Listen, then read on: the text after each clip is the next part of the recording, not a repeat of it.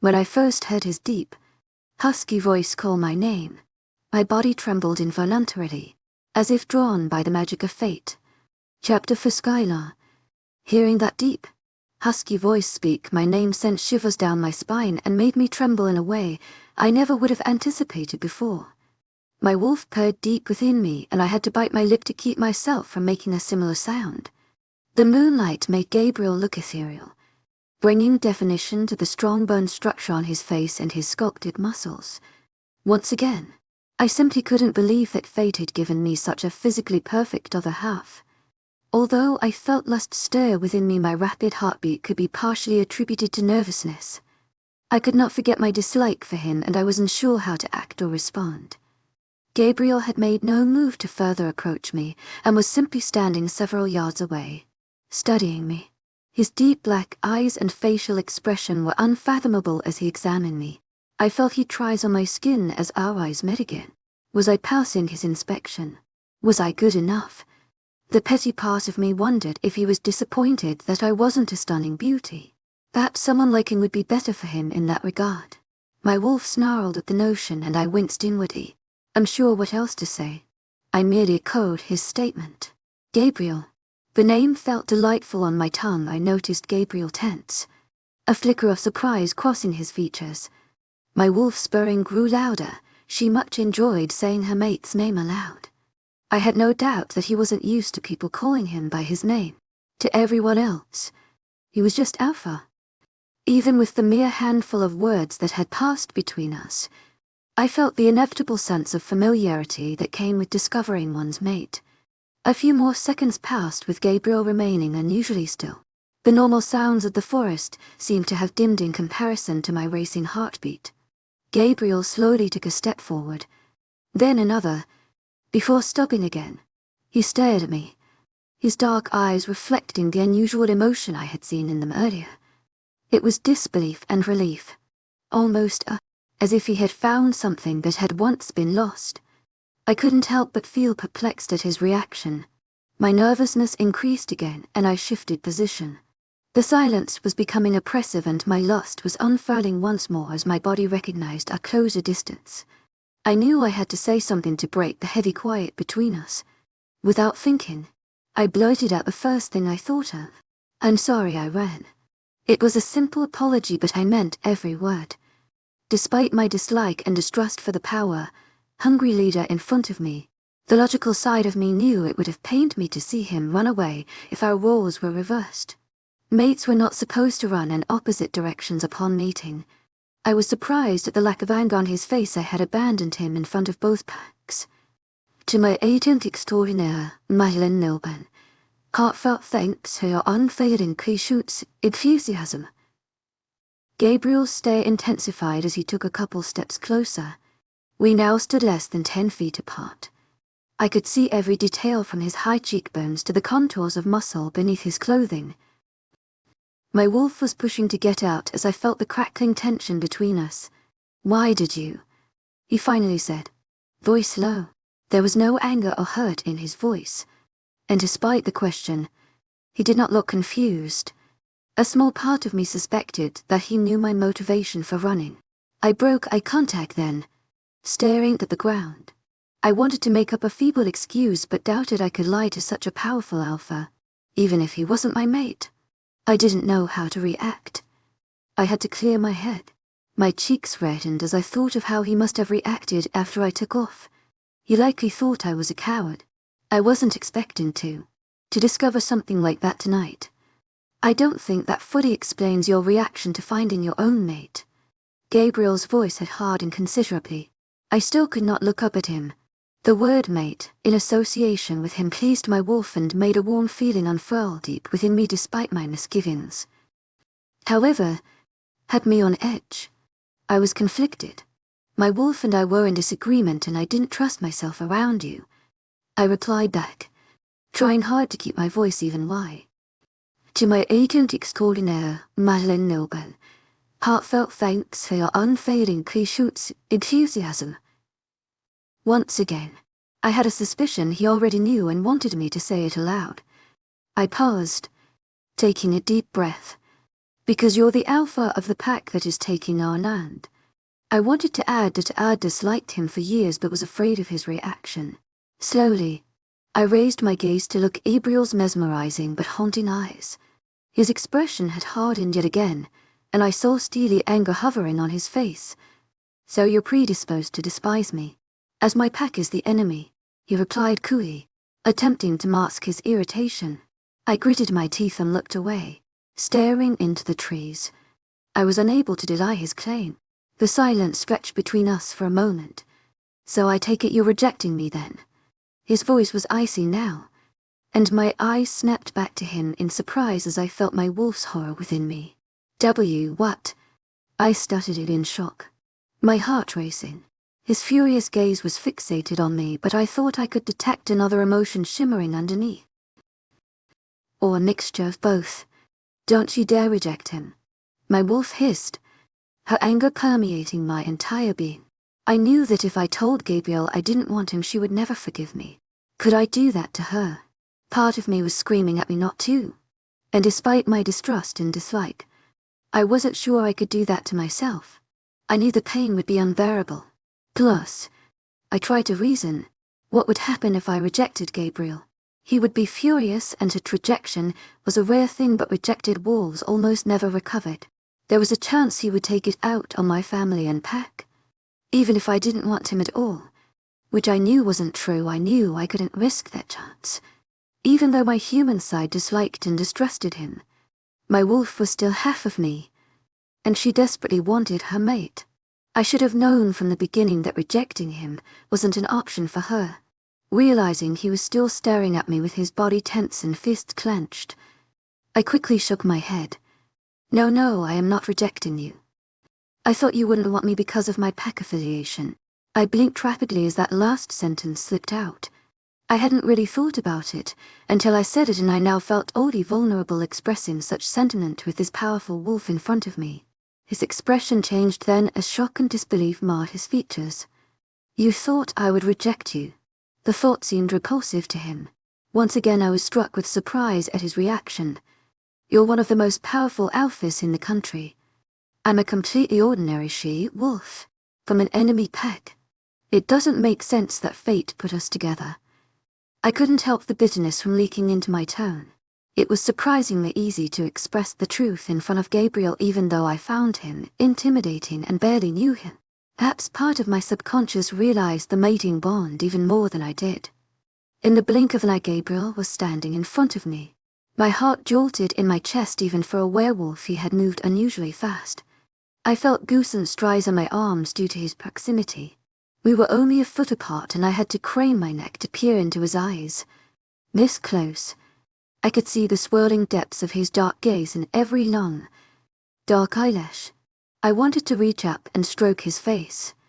My wolf wanted to do a lot more than that, and she was making it quite apparent. Worried I would begin to furiously blush, I quickly looked away as I attempted to slow my racing heart. I furiously reprimanded myself, reminding my subconscious that I was supposed to dislike him. Unfortunately, it was near impossible with him standing so close. I could feel electricity between us, and I clasped my hands behind my back so I wouldn't do anything rash. You aren't completely ordinary. You can't be, he said softly, confusion evident in his voice. I felt his gaze burning into the side of my face as I avoided looking at him. I am, I replied coolly, inwardly fearing his disappointment and ultimate rejection when he realized I was nothing special. Then I reminded myself that I didn't care. Everything would be much easier for my pack and I if he just left me alone. My wolf whimpered at the thought of her mate not wanting her. You're not supposed to exist, because it's supposed to be impossible for me to have a mate. Gabriel continued. My gaze snapped to his face as my brows furrowed in confusion. Every wolf was supposed to have a mate. What was he talking about? Slowly, Gabriel lowered his head to the side until his face was a few inches from my neck. My awareness of his proximity spiked, and I felt he rushed through my body. My wolf wanted me to grab him and force him against the nearest tree. Such thoughts were causing warmth to blossom in the lowest regions of my body, and I gritted my teeth to resist my more basic instincts. Gabriel inhaled, slowly, taking in my scent. I heard a soft, low sound of approval deep in his chest as he did so. The husky noise only made my bodily sensations worse, and I quickly took a couple of steps back. He raised his head to meet my gaze then, his eyes darker than usual. He opened his mouth to speak but then froze. Listening, I perked my ears as well. Was someone nearby? After hearing nothing, I determined that someone in Gabriel's pack must have been trying to get his attention, judging by his facial expression, which shifted from mild irritation to furious anger. It was something important. I waited, shifting from foot to foot and trying to get a hold of myself as Gabriel continued his telepathic conversation. I should be grateful for the distraction. Gabriel's proximity had been driving me crazy, causing me to temporarily forget my strong feelings of dislike. What the hell was wrong with me? We are designed to want it. Don't fight it. My wolf cautioned, and I have been led to despise him because of what he is doing to our pack. How can you despise what fate has demanded you to love?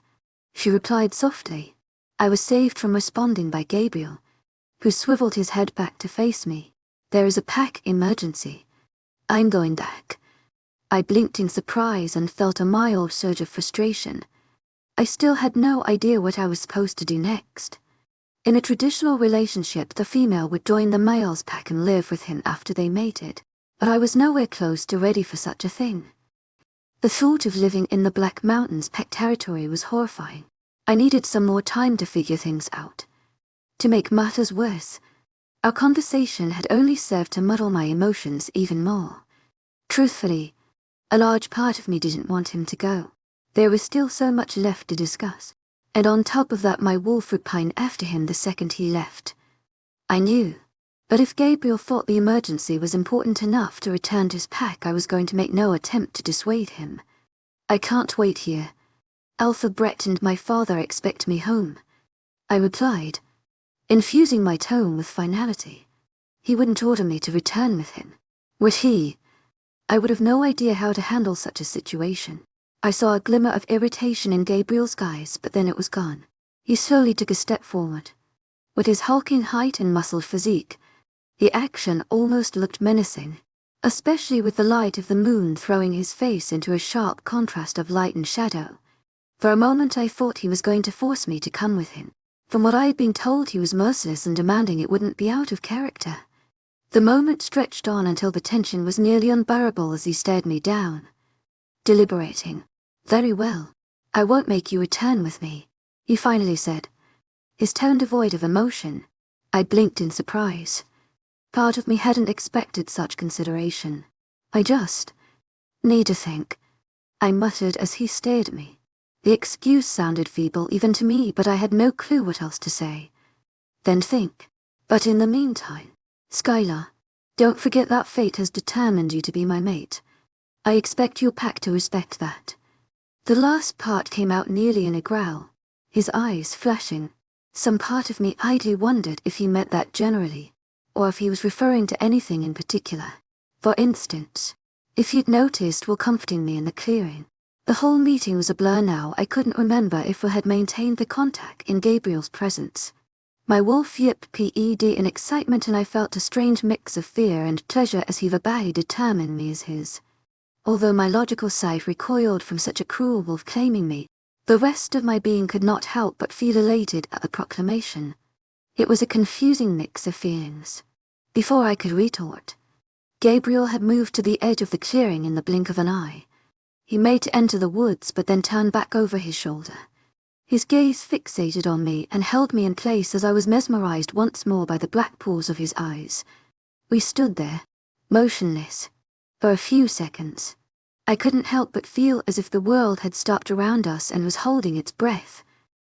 He had a strange look on his face as he stared at me, his eyes rising over my figure then rising again to my face. If I didn't know any better, I would have thought his expression was one of barely concealed longing. The logical side of my brain tried to convince me that was impossible. I know you dislike me, but I will not apologize for my pack's actions against yours. His tone was clipped, without remorse. I opened my mouth without thinking, feeling a surge of anger at his brusque and unfeeling comments, but he cut me off. I will be seeing you very soon. Skylar. And with my name hanging from his lips, he vanished into the trees. I stood there for several minutes, staring after him. My mind was a complete mess, muddled with so many thoughts and emotions that I did not even know where to begin. Gabriel was as infuriating, cold, and demanding as I had thought. But I had seen real emotion a few brief instances, like when he asked if I was going to reject him, when he took in my scent, and even that look on his face before he left. I couldn't help but feel that there was a lot more depth to him than anyone in my pack had ever realized. But I shouldn't be thinking such things. Should I? He had caused death and destruction in our pack. He was my mate. And that sure as hell confused things. But it didn't erase the past. I was supposed to feel only hatred for him. And here I was transfixed by his power and beauty. I'm pathetic. I thought miserably. My wolf attempted to soothe me, liking these newfound ideas about her mate. But it did little to help because I already knew her thoughts on the matter. I had to get back home. Perhaps getting away from here would help my mind be free of the thoughts of Gabriel. My parents and Elphabret could help tuck some sense into me, or at least distract me. I needed to contact them and inform them that I was coming home. I opened my mind once more, expecting Elphabret's and my father's presences to once more enter in a rush. To my surprise, they were there, but my father seemed much more restrained and in control of his emotions than last time. Dad, Elphabret, I'm coming home. I'll leave now.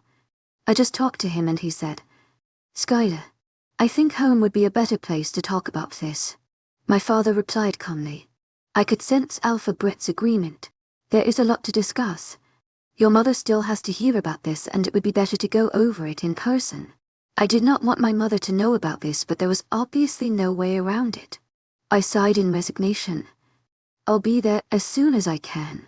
I glanced up. It was a while until sunrise and our pack village was hours away at a wolf speed. It'll likely be morning or afternoon. Hunt along the way, my father replied, focusing on him more. I could tell that his mental state of calm was more forced than I previously thought. It wouldn't be good to push him now. Keep your eyes and ears open. Skylar, let us know if you run into anything. That was Elphabret. And with one last mental goodbye, they were gone. After shifting into wolf form, heading west for a bit and catching a quick meal of rabbit, I decided I was in roughly the right position to head directly north, which would take me to our home on the far side of the valley. I was still relatively close to the meeting place and it was best to just put all of that behind me. No sense in wasting any more time. I began to run in full wolf speed, forcing all of my doubts and confused emotions into fuel to increase my pace even further. The undergrowth thrashed by in a blur beside my powerful figure as I leapt over rocks and logs in a single bound, thrilling in the joy of running completely free. It was true that running free was the best therapy, and with the haunting promise of Gabriel seeing me again soon, my wolf at least was letting me be. I ran like that for a long while before deciding to take a break. For all I knew, the meeting wasn't even over yet. They could often last hours because of negotiations. It seemed more likely that the pack emergency Gabriel had was enough to cause an end to the meeting, but I couldn't be sure. And I definitely did not want to beat my father home and encounter my mother alone. I had just lowered my head to a nearby creek in order to clench my when I felt it. Somebody or something was watching me. The fur on the back of my neck stood up with awareness and I quickly swiveled my head from side to side, trying to catch a glimpse of whoever was nearby. I saw nothing except the trees swaying with the breeze, leaves rustling, pricking my ears. I listened intently. Nothing. That was unusual in itself.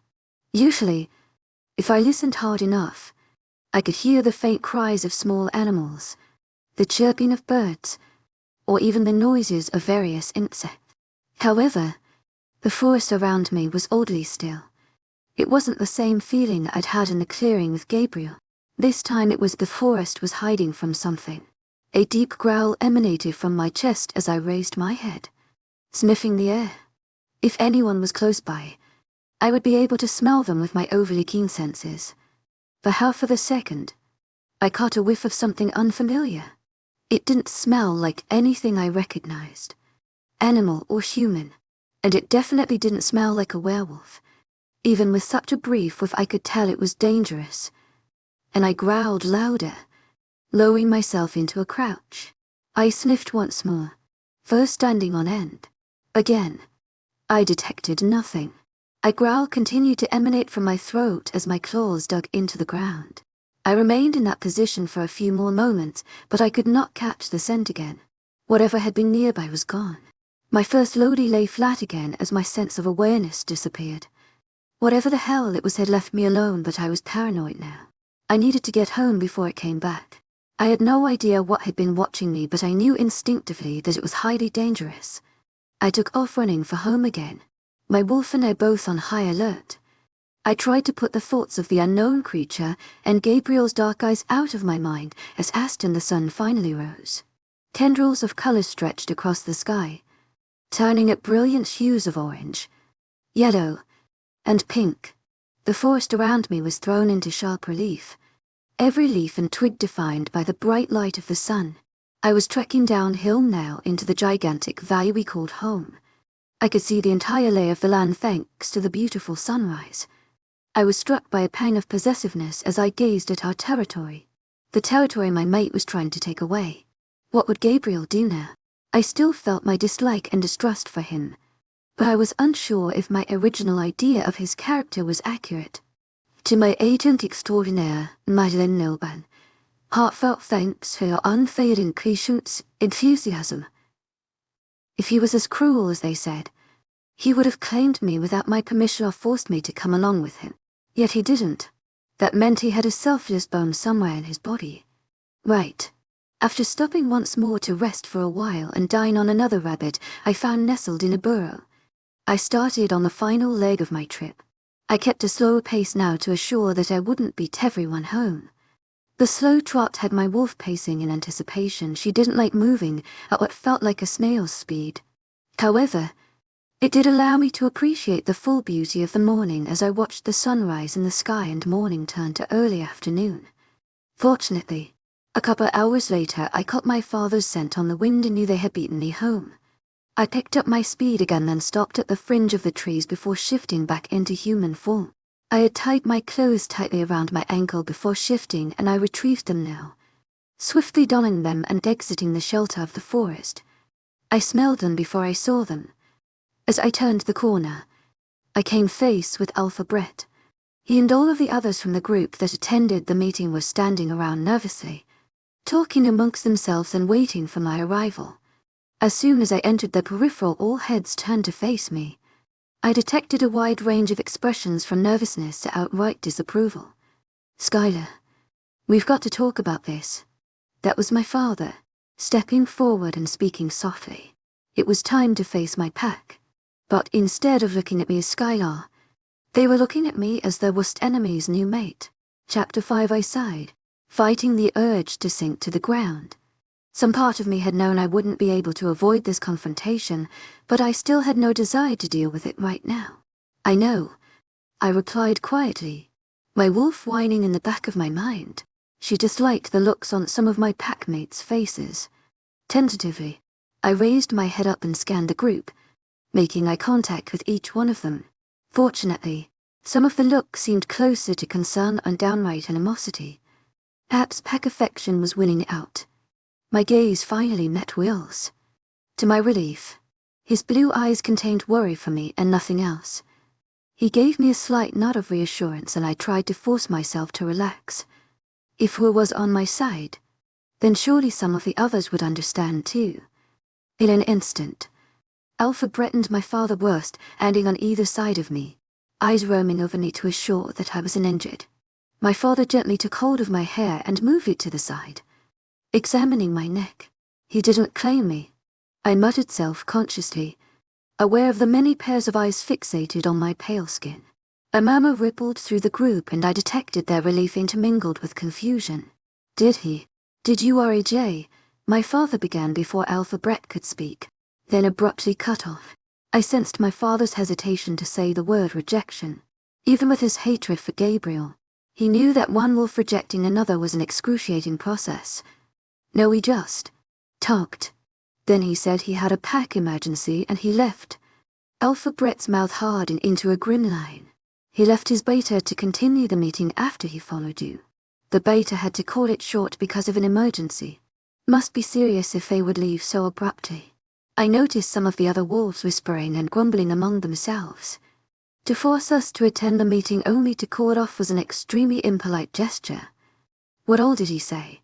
Alpha Brett was back on the mate subject now. I looked down at the ground. Remember how it felt when Gabriel called me his. I felt a light blush rise on my cheeks.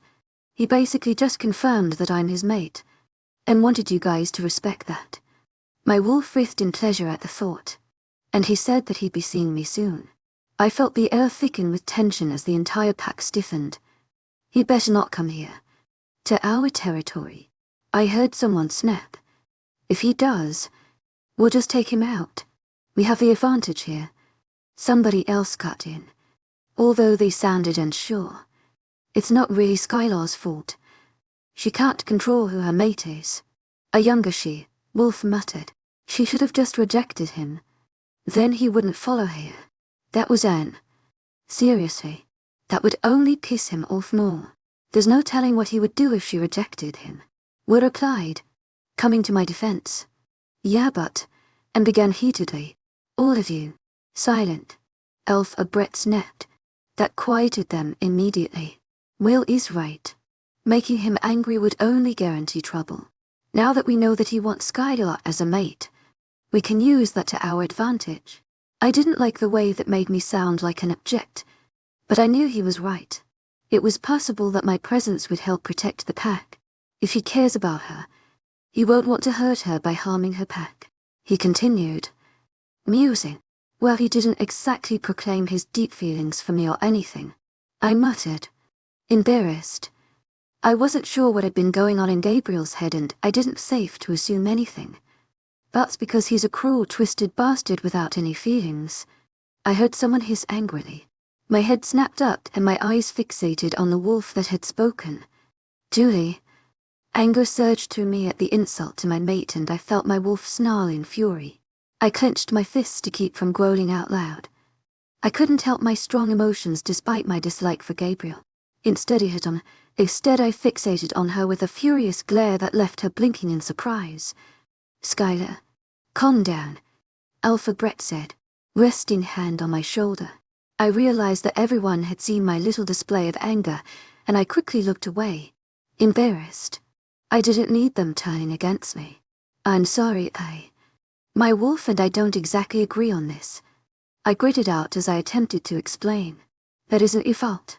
Your wolf is designed to want him. Insulting your mate will only infuriate her. He tossed a dark glare at Julie. What do I do? What do we do? Looking from him to my father. My father's expression was a mixture of worry. To my agent extraordinaire, Madeleine Lilben. Heartfelt thanks for your unfailing patience, enthusiasm, and anger. I knew that, as my mate, Gabriel should be my issue to work out. But, with the danger his pack presented to mine, the Alpha would want to be involved. It was certainly an unusual situation. There isn't a lot we can do for now. We can increase patrols around the border, but that's never stopped him before. He'll want to keep an eye on you sooner or later. The Alpha replied, deep in thought. The idea sent an odd shiver through my body. I attempted to ignore it. It's going to be up to you. Skylar. He's your mate.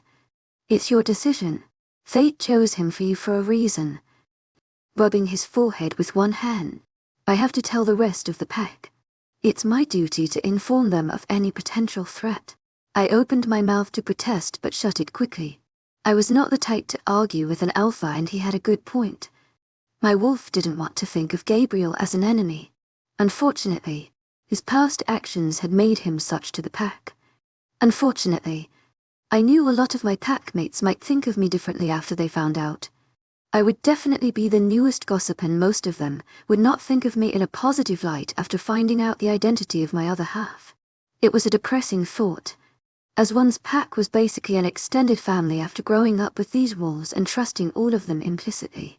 Seeing judgment in their eyes would be tough to bear. All right, I replied, sighing with resignation. Don't worry, Sky.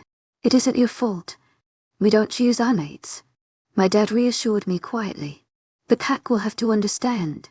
Nobody will give you a hard time, Alpha Brett said, tossing a stern look over his shoulder at the group huddled behind them. Most of my pack mates still seemed uncertain and avoided my gaze. Okay, I muttered shortly. I didn't really believe their words yesterday. If I'd found out that somebody had Gabriel for a mate, I would have felt the same way the others felt now. Sighing yet again, I steeled myself for the days to come. I spent the rest of that day and the next 3 days cooped up in my room, attempting to avoid confrontation.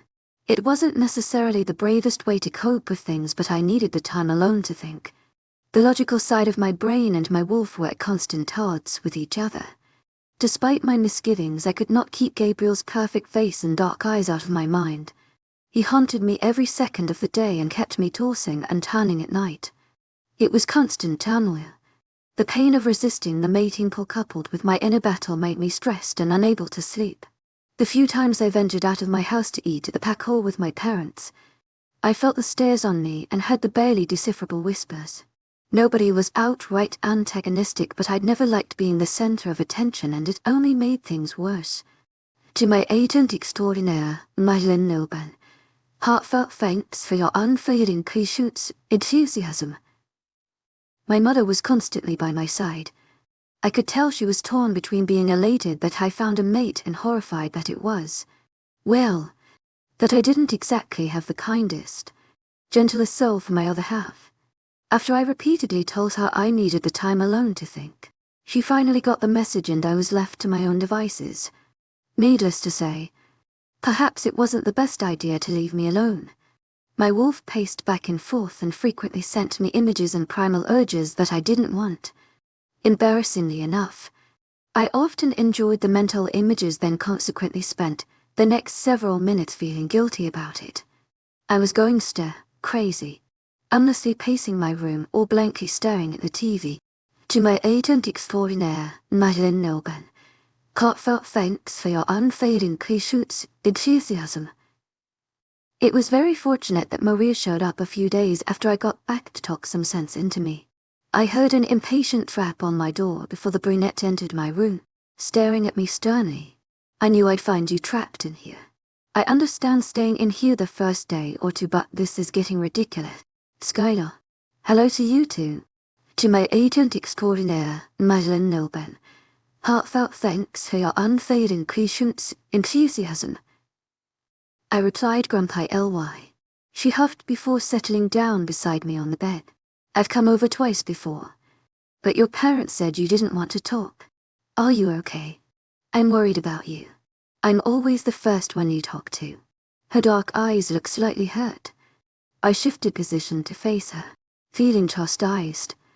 I'm sorry, I just feel awkward going in public and I wasn't sure how you felt about. You mean how I feel about your mate being that jackass alpha of the Black Mountains pack? Coming from anyone else I probably would have taken offense from the insult to my mate. But since it was Miriam, Wolf just felt mildly irritated, and I easily squashed her reaction. It's just I didn't plan for it. You know. And everyone is looking at me differently. Not everyone. Will and I are worried about you. It isn't your fault anyway.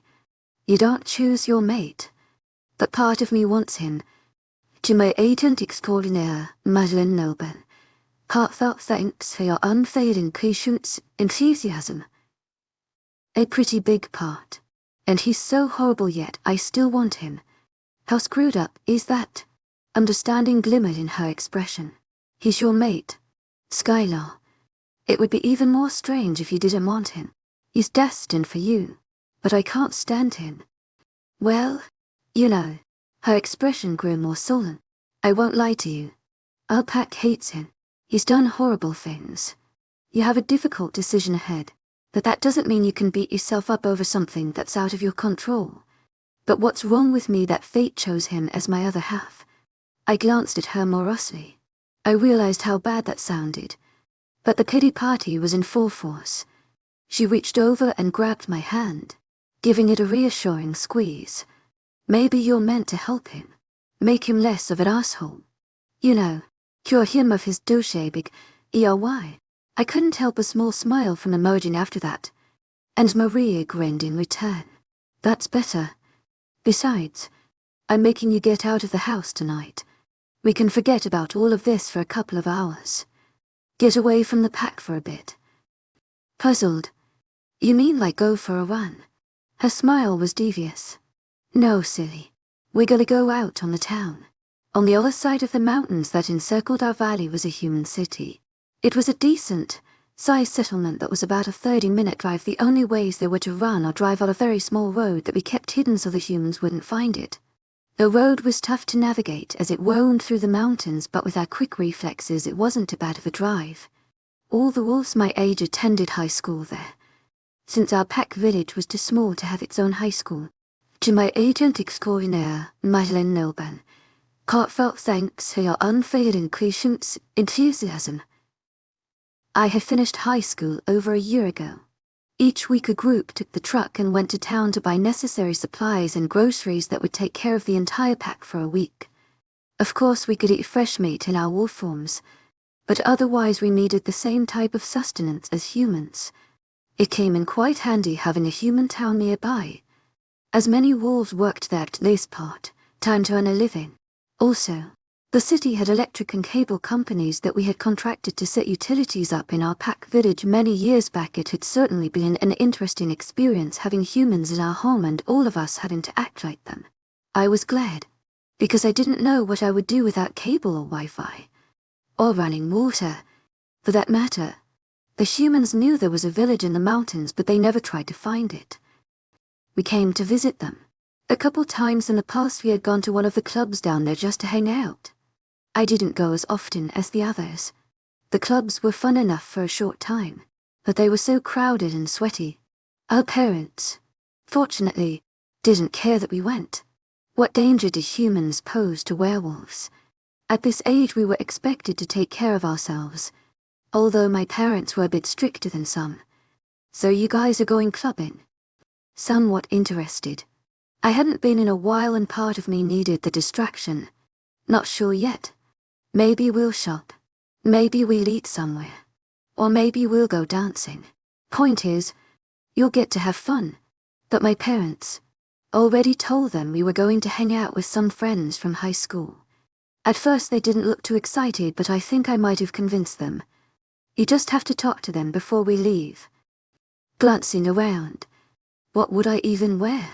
I could tell my wolf had no desire to leave and be around humans, but I didn't care what she wanted. She was driving me crazy. I wondered if Gabriel would like the idea of me going to a human town. I immediately quashed the thought. I should not let the fact that I had a mate now affect my decisions so easily. It wasn't like I was going to town to meet a guy. The thought of meeting a guy now was almost repulsive. Come on. They let you go on grocery runs all the time and you went to high school there. I doubt they'll care if you go hang out with us for a few hours. It's just with this whole mate thing they're feeling all protective. Well, like he's gonna come snatch you as soon as you leave. Hate to break it to you, but when he wants to come snatch you he'll do it, even if you're in the middle of our territory. She had a point. When Gabriel wanted something, his pack got it. And Maria took that as an affirmative. Beaming from ear to ear, she flounced over to my closet and began to dig through all of my clothes, attempting to find the perfect outfit. She came out with a ruffled red top, a black skirt, thankfully not to shorten, some heels. A bit dressy for my taste, but I was sure she thought she was toning it down for my sake. Besides, her fashion sense was far better than mine. Who else is coming? Will and Jake. So far. I stood up reluctantly. Perhaps this was for the best. I needed to get out of the house. Assuming my parents let me go. They were being overprotective, but surely they wouldn't stop me. Some fresh air would do me good, and I'd been to the human city hundreds of times during my high school years. It wasn't dangerous. I resolved to make a concentrated effort to have fun, as long as it could help distract me from thoughts of Gabriel. Surely this was a good idea. Chapter 6. The trip started off on a sour note. I've never seen you wear clothes that tight, were Will's first words when he saw me, as he leaned on the outside of Maria's Jeep. I tossed him a dark scowl, not appreciating his smirk. The top was fine, but the skirt was a little tight, and I really wished he hadn't pointed it out. Leave her alone, Will, Maria chastised. We're supposed to be cheering her up, not pissing her off. The other werewolf accompanying us, Jake, was already in the back seat of the car. He was a short but burly werewolf with reddish, blonde hair and a shy smile. We'd always gotten along just fine, and I returned his wave. "Wait for me," came a voice from behind us. I turned around and felt a surge of irritation and was striding up to us, wearing a tight black dress and bright red lipstick. I glanced at Maria disbelievingly. Had she really invited an on a trip meant to cheer me up? But Maria looked equally as surprised as I did. "Hey, Anne," Jake called through the Jeep's rolled down window, and I realized who the culprit was. He didn't hang out with us enough to know about the tension between Anne and me. Or perhaps he was just oblivious. "I didn't know you were coming," Maria stated, a little awkwardly, and raised an eyebrow. "Yeah, Jake invited me. Is that okay?" And looked a bit irritated at the fact that Maria was the one questioning her presence. Maria hesitated, and I felt bad putting her in this position. I wanted to speak up, to tell Anne she couldn't come, but knew that would just make me look petty and immature. Several wolves in the pack were already thinking poorly of me lately, and I didn't want to worsen the situation. Seeing Maria looking at me out of the corner of her eye, I gave a nearly imperceptible nod.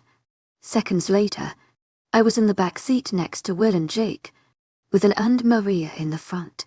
Now I really was in a pissy mood, and we hadn't even left yet. Convincing my parents to let me go to town had been surprisingly difficult, and my mother had even tried to make me feel guilty about going. Any other week I would have respected their wishes, but I was on edge because of the whole evil tyrant as my mate thing. I had basically snapped something about them being overprotective before storming out of the house. Not the most mature way of reacting, in fact. I knew I owed you later, but I needed the fresh air and my wolf was driving me crazy. I'd heard my mother's resigned sigh before I slammed the door, so I knew they wouldn't follow me. They could communicate to me mentally if it was that important. I snapped out of my thoughts as Anne turned around to talk to Jake, and I realized she looked as graceful and perfectly made up as always. I scowled to myself, not sure how I was going to be able to tolerate her the entire night. My nerves were on edge and I attempted to relax, ignoring my wolf's annoyed growls coming from deep in my contents. "I get it. You're not happy I'm going to town. But I'm going, so please just shut up already," I finally snapped. "We shouldn't be going so far away from our mate." She winked. "Well, I'm definitely not going to waltz into his pack territory and get any closer to him. Just leave me alone for a couple of hours. I need to get out of the house." Before she could come up with a retort, I spoke aloud. "So what are we doing tonight? Going out to eat?" I knew I sounded hopeful. Going to a nice restaurant sounded more fun to me than clubbing right now. Although the way I was dressed, I suspected a club was the more likely destination. "There's a new club that just opened up. Will wanted to try it," Maria replied. "To my agent extraordinaire, Madeleine Noble. Heartfelt thanks for your unfailing patience, enthusiasm." I responded, trying my hardest to sound enthusiastic. I then relaxed as Will and Jake struck up a conversation that didn't require my participation. When we were about 10 minutes from our destination, my peace and quiet ended. "So, Skylar, going to dance?" That was Anne's sickly sweet voice. I saw Maria toss her an angry look from the front seat. Although she didn't explicitly say it, I knew she meant dance with any boys. "I'm sure you'll keep most of the boys occupied," I replied irritably, hoping she would drop it. I knew exactly what she was implying and I didn't want to anger my wolf. "Oh, come on. The guys at this club will probably like you too. I mean, fate did you Alpha as a mate, but has to say something about your charms." There was an undercurrent to her words that increased my irritation. "D'accord. To my agent extraordinaire, Madeleine Noble. Heartfelt thanks for your unfailing patience, enthusiasm," Will said warningly. "The point of this trip is to forget about all of that. He was right, I couldn't think of Gabriel now. The whole point of this was to get his face and dark eyes out of my mind. Why do you want to forget about it? It's a big deal. Anne responded. Why do you want to talk about it so much? It's none of your business. Matching her tone of mock innocence. The blonde shrugged daintily. I guess I'm just confused. I mean, no offense. But why you, Skylar? I remained quiet as my wolf growled softly. Normally the alpha's mate is supposed to be powerful. To my agent extraordinaire, Madeleine Nilben, heartfelt thanks for your unfailing patience, enthusiasm. Brave. Part of me agreed with her because I had considered the same thing. But the other part of me, namely my wolf, was infuriated by the implication that I wasn't good enough for my own mate. Burning with anger and insulted pride, I spoke before thinking. Yeah, I'm not any of those things, but at least I'm not a bitch. To my agent extraordinaire, Madeleine Nilben, heartfelt thanks for your unfailing patience, enthusiasm. I'm sure your future mate will have a lot of fun straightening you out. A snarl emanated from her throat, and I instantly regretted talking without thinking she was of alpha blood. To my agent extraordinaire, Madeleine Nilben, heartfelt thanks for your unfailing patience, enthusiasm. Plus, I was annoyed that I let her petty words get to me. Normally my temper was not so quick to emerge. Clearly, I was even more on edge than I realized. To my agent extraordinaire, Madeleine Nilben, heartfelt thanks for your unfailing patience, enthusiasm. Stop, Maria said loudly, cutting off Anne's reply. This is supposed to be fun. Going out for a few hours. And just forget it. To my agent extraordinaire, Madeleine Nilben, heartfelt thanks for your unfailing patience, enthusiasm. Skylar's had a hard time. Let's just focus on having a good night. Will tossed me a sympathetic look as I swallowed my anger and settled back down again. The tension still simmered in the air, and I wondered how long it would take for Anne to bring it up again. Several minutes later, we arrived at our destination, a club that was a couple miles from the middle of downtown. We preferred to visit the clubs that were further away because the center of town always gave werewolves claustrophobia due to the dense presence of so many humans. I'd never been to this club before, and I took it in curiously as we all exited the Jeep. A large neon sign read above the front doors. I snorted. What a corny name. Still, it looked pretty bright and well maintained. The line in front of the building was fairly long. I saw several expensive cars parked nearby, and the people around us were definitely not low class. I glanced around, realizing that we were in one of the nicer parts of town. Apparently the rich group of humans like to stay away from downtown too. Aren't you glad you wore heels? Maria asked playfully, and I rolled my eyes. With my werewolf coordination, the heels were very easy to manage, but they were so awkwardly designed that I always wondered how humans managed it. This club just opened last year, she continued. It's $10 at the door, but they don't even bother you pay if you don't look nice. Stargaze isn't the nicest club in the city, but it's definitely better than a lot of the others we've been to. I listened idly as she spoke about the club, sniffing the air, the odors of gasoline, perfume, and humans, which made an altogether unpleasant stench, and I decided to breathe mostly through my mouth throughout the night. You coming? And snapped irritably, and I realized the others were already heading towards the line. Sighing, I made my way over to them while preparing myself for the worst. Okay, so this is pretty cool, I admitted reluctantly to myself as we entered Stargaze 15 minutes later. The club was large and packed with humans. There were a few tables near us at the back where people were sitting and conversing, almost having to shout over the music, which was loud enough that it hurt my sensitive werewolf ears, and I had to tune it out, almost entirely so I didn't go crazy. To our left was a large bar where people were clustering and shouting at the bartenders. I didn't have a fake it, so I'd have to convince someone else to buy me a drink. Not that I really intended on consuming alcohol. It didn't have much effect on werewolves anyways. Straight in front of us was the area where humans jumped and grinned to the music. Above them were black lights that brought anything white into sharp clarity. I saw various flashing lights and a rotating ball hanging above that reflected a rainbow medley of colors that moved about the room as the ball turned.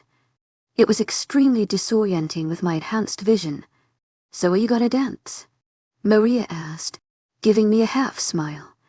She knew I wasn't overly fond of dancing and the dense mass of humans was intimidating to say the least. I glanced around the rest of the club. There was another area in the back corner containing several fancy booths and tables. That would likely be where I spent most of the night. "Skylar, don't be a wimp," Will chided teasingly, noting my expression and the area of the club I was eyeing. "Come on, just come dance for a bit. If I have to go, you have to go." He waggled his eyebrows. "You're right," I thought, amused. "Like you aren't going to try to pick a girl up on the dance floor. The humans stink of sweat," I replied instead. "And a lot of them are loud and obnoxious. Only the drunk ones." Jake cut in, grinning. Maria grabbed my arm, giving me a look that told me I had no choice in the matter. "Just a couple of songs, then you can go sit and be alone." To my agent extraordinaire, Mylin Nobel, heartfelt thanks for your unfailing patience, enthusiasm. Some techno mix I hadn't recognized, switched to a remix of some Katy Perry pop song I'd heard a couple of years ago, and clapped her hands. Before I could protest, Maria, who was singing along, dragged me out to the dance floor and into the mass of humans. "'Cause baby I'll never be the SAA army," Maria was singing as she turned and swayed to the beat. Will, who could not dance well, was stepping back and forth while he eyed the dancing females around us. While he wasn't a womanizer, he had definitely kissed plenty of pretty human females during our time in high school. He hadn't dated any of them. To my agent extraordinaire, Mylin Nobel, heartfelt thanks for your unfailing patience, enthusiasm. That would have been very frowned upon by werewolves. Personally, I didn't understand, even in my human form. I felt like I had very little in common with them. I endured a few more songs after the Katy Perry song, idly moving about in an attempt at dancing while my friends found partners, bumping and grinding to the music. I politely turned one guy down after he asked. He was handsome enough, but I just wasn't interested. "And he's nothing compared to our mate," my wolf snarled. I instantly shushed her. I couldn't think about Gabriel now. The longer it had been since we parted, the more hollow I felt when I thought about him. I didn't want to deal with the pain of separation right now. At least I was out of the house. To my agent extraordinaire, Mylin Nobel, heartfelt thanks for your unfailing patience, enthusiasm. Maria was right that it helped when I wasn't moping about in my bedroom. Even though I couldn't dance as well as the others, my friends were having fun, and some of the songs were catchy. To my agent extraordinaire, Mylin Nobel, heartfelt thanks for your unfailing patience, enthusiasm. The experience wasn't too bad. After the music and human bodies pressed around me became too much, I decided to take a break. The noise and presence of so many people made me uneasy after a while. I meandered away from the dance floor and found an empty booth, sliding into it with a relieved sigh. Placing my chin on my hands, I took a deep breath. This is better than being at home. But why do I still feel like crap? Even though I knew the answer. "Because you left our mate behind," my wolf chastised. Unnecessarily. "He left me in the clearing." I snapped back. "Because you were cold and distant to him. And now you're making no attempt to seek him out. He has a history of oppressing our pack. Remember, I can't just forget that in a couple of days. It would be disloyal. And you're being disloyal to our mate by seeking out a human settlement to waste your time," she replied. Her words stung even though I knew she didn't truly mean them. She was on edge as much as I was. To my agent extraordinaire, Mylin Nobel, heartfelt thanks for your unfailing patience, enthusiasm. "Would you mind if I join you?" came a voice from above me. I quickly snapped to attention and focused on the human standing next to me. He was about average height and handsome with curly dark hair and warm brown eyes. I began, caught off guard. This seemed to happen a lot to werewolves when we were in the human town. I'd been approached by men while I was by myself on a couple of occasions. I'm sure Maria and Anne had similar experiences, and probably even more frequently than I had. The humans had no idea what we were, but it was almost like something in their subconscious recognized that we were different, that there was more to us than met the eye, and it drew them in. Our nature was alluring to them, and they didn't even know it. To my agent extraordinaire, Madeleine Nilben, heartfelt thanks for your unfailing patience, enthusiasm. I was sitting by myself in a club, so I supposed a human female would experience much the same thing in this situation. The human held out his hands in my direction. He was holding a drink in each. Look. I brought a peace offering. Strawberry daiquiri or margarita. I blinked in surprise. Part of me wanted to turn him away, but he looked friendly enough and I needed a distraction from my inner turmoil.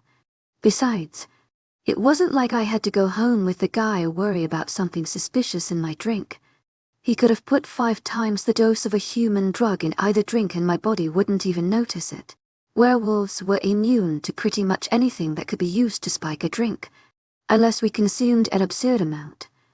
To my agent extraordinaire, Madeleine Nilben, heartfelt thanks for your unfailing patience, enthusiasm. Strawberry daiquiri, I replied finally. He grinned, setting it in front of me, and then sliding into the seat across from me. Good. I was worried I would end up with that one and have to revoke my man card while drinking it. I smiled slightly despite myself. So you're saying the margarita is manlier? Well, it isn't pink and there isn't a fruit in the name. So I'm saying yes. He grinned again, revealing dimpled cheeks. I took a brief moment to analyze him. He appeared light-hearted and pleasant with an open expression. He didn't seem the type to be able to hide malevolent intentions. Not that I had to worry about him being able to take me if it came to a fight, so. You here with your friends? Realizing I was staring into space, I focused on him as he spoke. They're dancing the night away. Not much of a dancer. Are you? I snorted in reply, taking a sip of my strawberry daiquiri. It was very fruity and the strong flavor served to mask most of the liquor, which I was grateful for. I did not savor the taste of alcohol. What about you?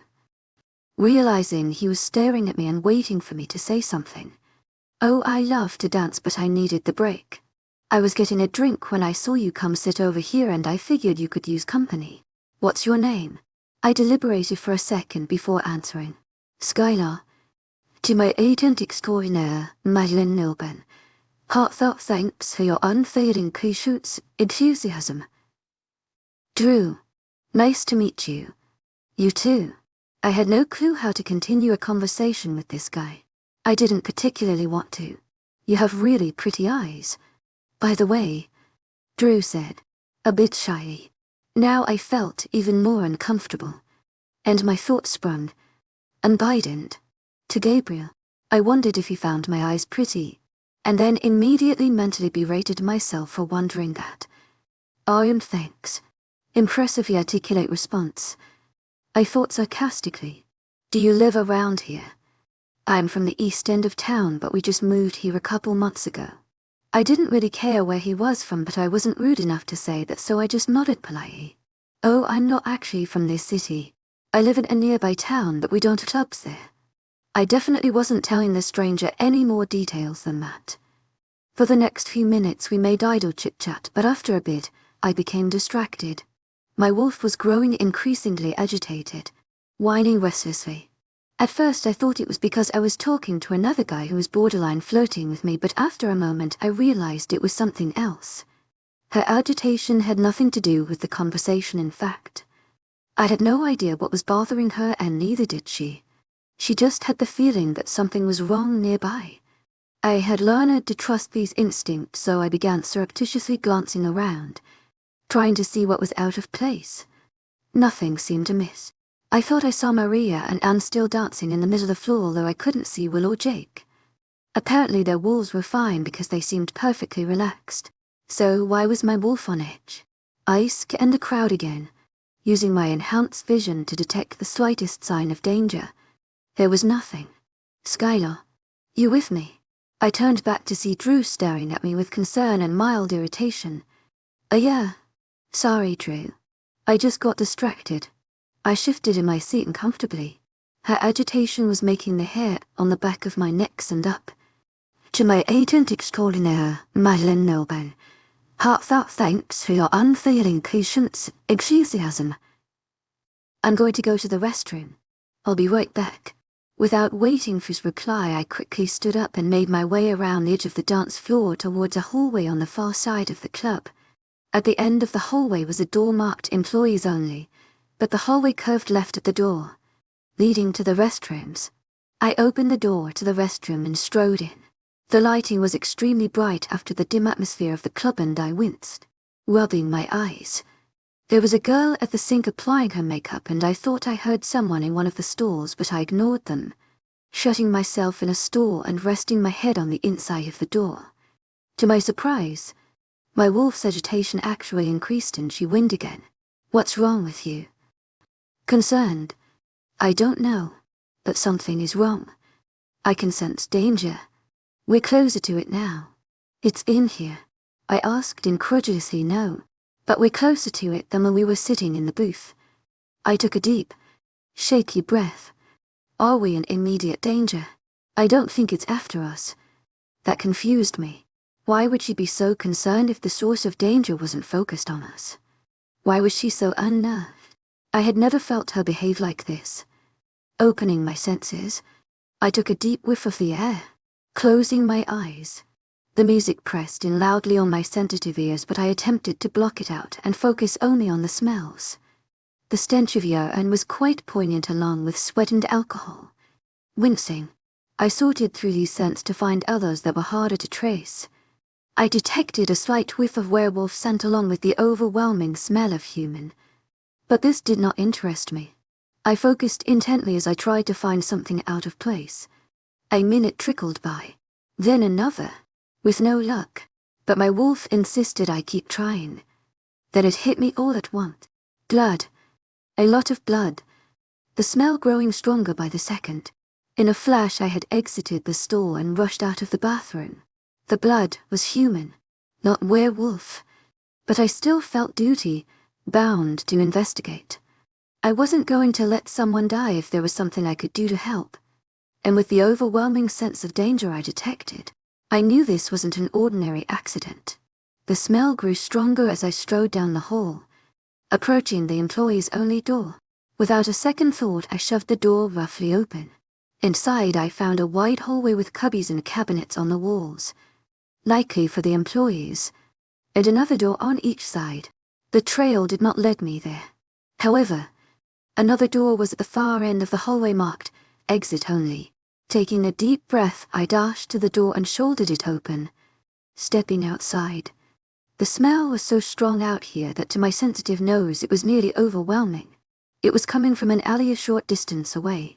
Something's not right, my wolf was saying nervously as I dashed towards the mouth of the alleyway. There's something here. Something else here. I did not have time to ponder her meaning as I reached the alleyway, but it soon became quite clear. A only street or wide hung nearby, and through the scene before me into dim relief, I saw two figures, one a few feet away from me, sprawled on the ground with her head facing me, and another hunched over the lint form. The one sprawled on the ground was dead or near death, judging by the amount of blood leaking out of her neck. Her dark hair was spread out on the ground and her face was deathly pale.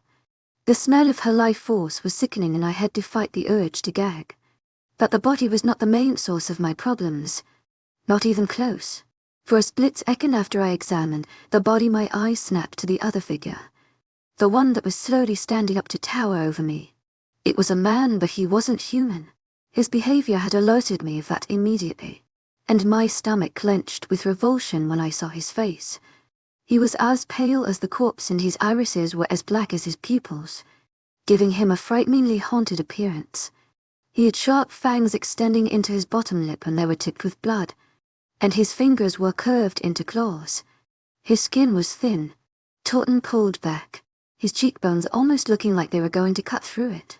Vampire, I thought, dazed. My wolf howling in the back of my mind as he took a step towards me. He was so gaunt and ghostly pale that he looked quite dead himself. My instincts quickly kicking in, I swung into a defensive crouch. Until now I had thought vampires were a legend, but I fervently hoped they weren't as strong as werewolves. To my surprise, his smell was faint, even to my nose, but it was oddly familiar. I shook the sense of familiarity off and raised my lip to expose my canines, which were slightly elongated in my preparation to shift into wolf form at a moment's notice. "Don't come any closer," I snapped, a menacing growl echoing deep within my chest. Cocking his head, "Didn't expect to see a werewolf here. I'm surprised I didn't sense you sooner. You smell awful." He sounded a lot younger than he looked. I snarled in response to the insult. "Get out of here."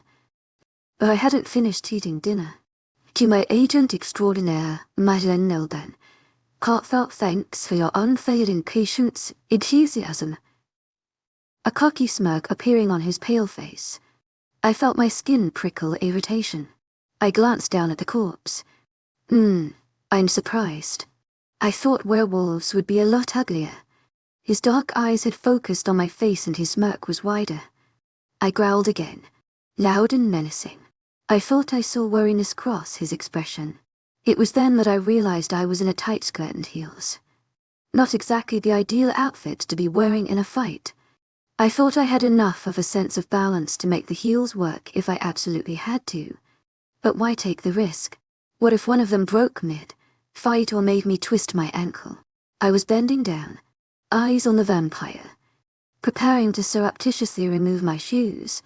When it happened, the only warning I got was the vampire's eyes flickering slightly as he glanced at something over my left shoulder before there was a quiet whisper of sound behind me and a slight rush of air. I spun around quickly to face the intruder, cursing myself inwardly for being so easily distracted. But I was a heartbeat too slow. I felt clammy hands clamped down on my bare shoulders and then sharp teeth were sunk into the side of the neck. The next thing I felt was excruciating pain. Eli's POV. I was tired of patrolling. For the past 3 days Gabriel had forced us to relentlessly patrol the borders at every hour of the day, and it was draining the entire pack.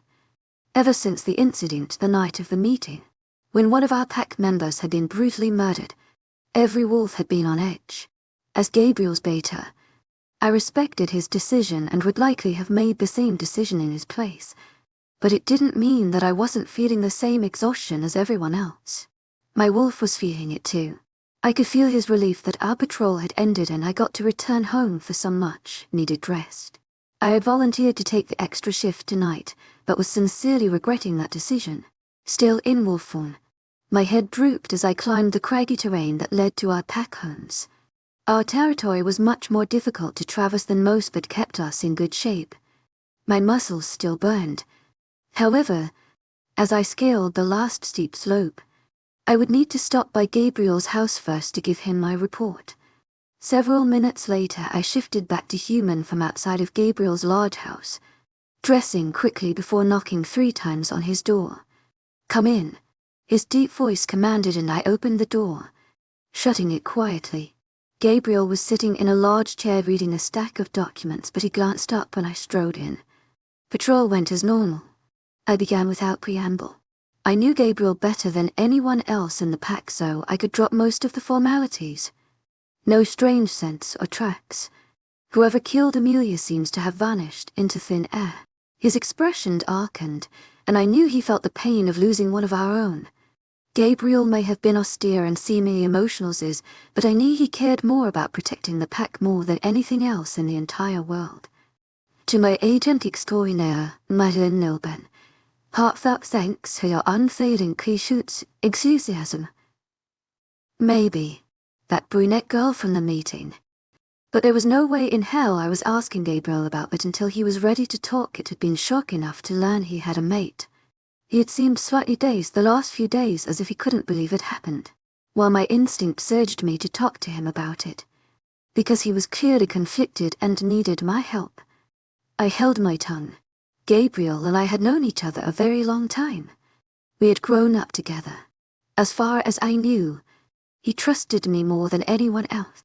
When we were younger, he'd been quite withdrawn, hard to get to know, although he confided in me a few times. Now he was even more withdrawn, and it was very rare that he spoke with me about anything personal. I only hoped that if he needed to talk about it, he wouldn't hesitate to ask me. I suspected as much. He finally muttered, breaking me out of my train of thought and back into our conversation. "Who do you want to patrol tomorrow?" Folding my arms in front of me and widening my stance. "Not you. You've been patrolling 3 times as much as anyone else." I agreed. "But better me than anyone else. As bait it's my duty to," I began, but he cut me off. "No, Eli. You're wearing yourself out and I need you to be at your best." I lowered my head, slightly relieved in knowing there was no point in arguing with him. It was impossible to win against Gabriel, and he always did what was best for the pack either way. He had been the greatest thing to ever happen to the Black Mountains pack. I knew my pack agreed with me. He was certainly a better alpha than his father had been. Should we warn the other packs? Slightly wary of his reaction, he had been tiptoeing around the subject ever since the meeting. His dark eyes snapped to my face and narrowed, as if he knew exactly what I was thinking, but he didn't reply. Contemplating. I knew part of him, big or small, would instinctively want to protect his mate no matter how far away she was or what pack she was in. It's possible that whoever did crossed into their territory. I continued. After that statement I saw a clearly visible expression of concern flicker across his features. So he definitely did care. I desperately wanted to press, but knew now wasn't the time. He stood up, slowly, rising to his full height. I was 6'3" and taller than the average werewolf, but Gabriel was even taller than me. His stature only served to add to his intimidating alpha presence. He admitted, eyes narrowed. "We should.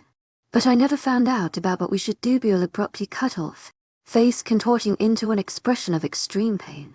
He grabbed the chair beside him and hunched over, a loud snarl escaping his throat.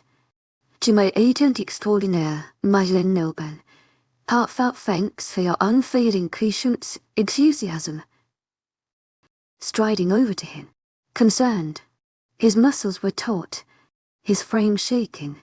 Gabriel's expression was absolutely feral as he bared his teeth. I could tell he was fighting with all of his might against the pain, but I could not determine the source of the injury. "Where are you injured?" I demanded, but he moved away from my outstretched hand. "Not me." He breathed out heavily, gritting his teeth. "Skylar." His fingernails dug into the fabric of the chair and the veins stood out on his arms. I watched him, alarmed. He snarled again. "To my agent extraordinaire, Madeleine Nilben, heartfelt thanks for your unfailing patience, enthusiasm." His eyes were exceptionally dark and I wondered if it was the pain. "To my agent extraordinaire, Madeleine Nilben, heartfelt thanks for your unfailing patience, enthusiasm." "Skylar, but you haven't, it's hers." "But there's no other possibility." Straightening abruptly, fists clenched, his shaking slowed slightly as I watched, and he took a deep breath, though he remained tense. It seemed to me that his wolf was clawing at the surface and he was fighting to control it. "To my agent extraordinaire, Madeleine Nilben, heartfelt thanks for your unfailing patience, enthusiasm." I couldn't finish the sentence, afraid of his reaction.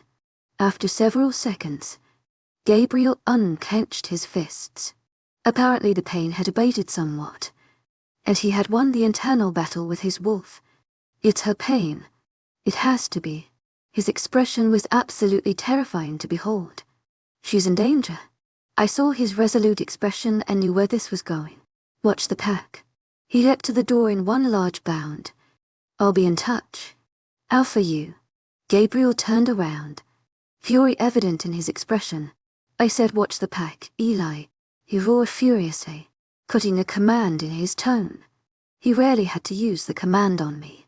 I bowed my head in submission. Then he was gone, the door ominously banging shut behind him.